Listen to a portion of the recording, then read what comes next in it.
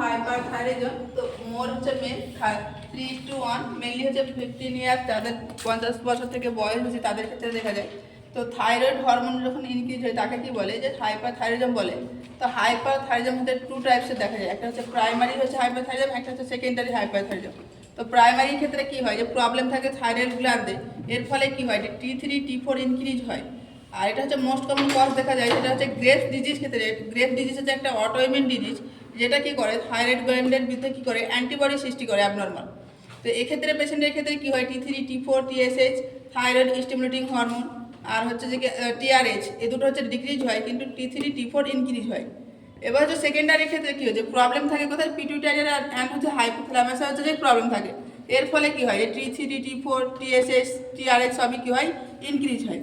দেন হচ্ছে causes of hyperthyroidism, কী কী কারণে হতে পারে। যে ফার্স্টে যেমন বলেছি এর আগে, যে গ্রেভস ডিজিজ, একটা হচ্ছে অটোইমিউন ডিজিজ, যেটার ফলে কি হয়, যে পেশেন্টের হচ্ছে যে কি অ্যাবনর্মাল একটা অ্যান্টিবডি ডেভেলপ করে থাইরয়েড গ্ল্যান্ডে, তার ফলে কি হয়, ইনক্রিজ হয়।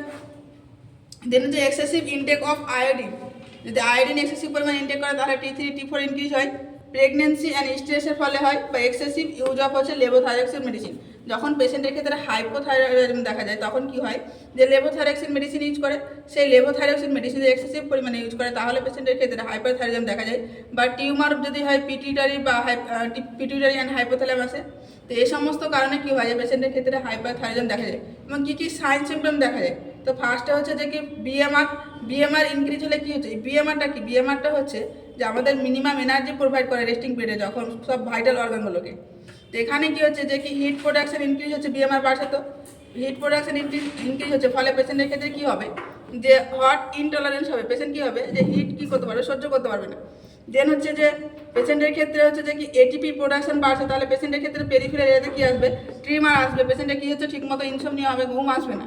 পেশেন্টের ক্ষেত্রে এক্সেসিভ পরিমাণে হচ্ছে সোয়েটিং হবে, ডায়াফ্রোসিস যাকে বলে মেডিকেল টার্মে। দেন হচ্ছে পেশেন্টের ক্ষেত্রে দেখা যাবে হাইপারথার্মিয়া, পেশেন্টের ক্ষেত্রে কী হবে, টেম্পারেচার ইনক্রিজ হবে। এখানে কোলেস্টেরল লেভেলটা ডিক্রিজ হচ্ছে। কোলেস্টেরলটা কী হচ্ছে, আমাদের আর্টারি ওয়ালে ডিপোজিট ফ্যাট, এখানে পেশেন্টের এনার্জি বাড়ছে, তাহলে কোলেস্টেরলকে ব্রেকডাউন বেশি হচ্ছে, তাহলে পেশেন্টের ক্ষেত্রে কী হবে, ওয়েট লস হবে। এখানে heart rate, BP, cardiac output সবই বাড়বে। পেশেন্টের ক্ষেত্রে ট্যাকিকার্ডিয়া দেখাবে, রেস্টিং ট্যাকিকার্ডিয়া, মানে পেশেন্টের যখন বসে থাকবে বা শুয়ে থাকবে তখনই কি দেখা যাবে, যে হার্ট ট্যাকিকার্ডিয়া দেখা যাবে পেশেন্টের ক্ষেত্রে। ট্যাকিপেনিয়া দেখা যাবে, রেসপিরেশন রেট ইনক্রিজ হবে, পেশেন্টের ক্ষেত্রে পলিসাইথেমিয়া দেখা যাবে।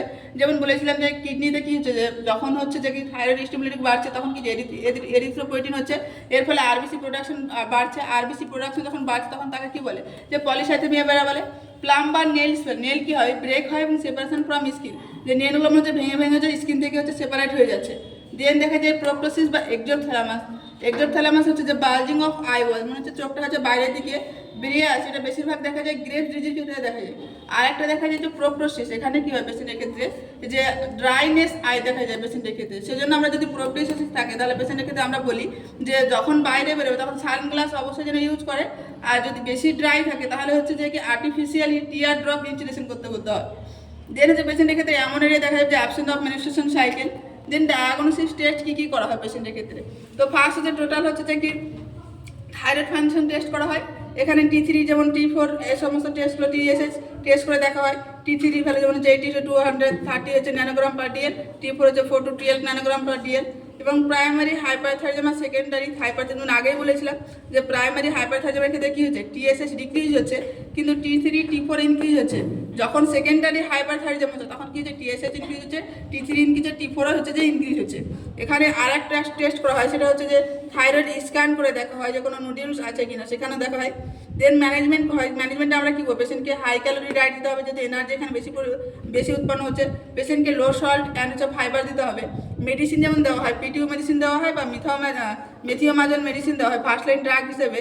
এখানে বোথ ড্রাগই ইউজ করা হয় আফটার মিল, যা খাওয়ার পরে দেওয়া হয়, কারণ হচ্ছে এদের ক্ষেত্রে দেখা যায়, দুটোরই ক্ষেত্রেই দেখা যায় সাইড এফেক্ট হিসেবে যে WBC এর পরিমাণটা কী হয়, ডিক্রিজ হয়।